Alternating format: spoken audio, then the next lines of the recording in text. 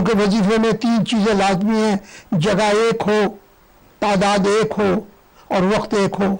अगर तीनों में से एक चीज़ भी हो जाए तो मलाइका आम उसकी तरह से ये नहीं, अगर मलाइका आप बैठे वजीफे के लिए तो मलाइका आए, अगर आप नहीं हैं मौजूद और मलाइका आए तो वो खाली चले जाएं तो फिर वो नहीं दोबारा आ सकते। इसका मतलब है वजीफा टूट गया, फिर उसको छोड़ दे। वो इसम वो अगर कुरान की सूरतों में भी आ जाएगा तब भी वो मलाइका उसको कामयाब नहीं होने देंगे।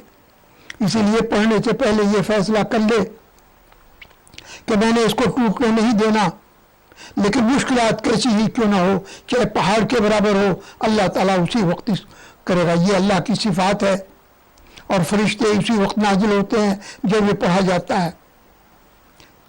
ये रात को शुरू करे तो रात ही को शुरू करे, या फिर सुबह करना हो तो सुबह शुरू करे। लेकिन अच्छा ये है कि रात को हाजित के लिए पढ़े और सुबह अल्लाह की खुशनुदी के लिए। लेकिन इसको जब एक दफ़ा शुरू करे तो ज़िंदगी भर तक के जारी करे ताकि फिर तंगदस्ती आदमी को ना हो।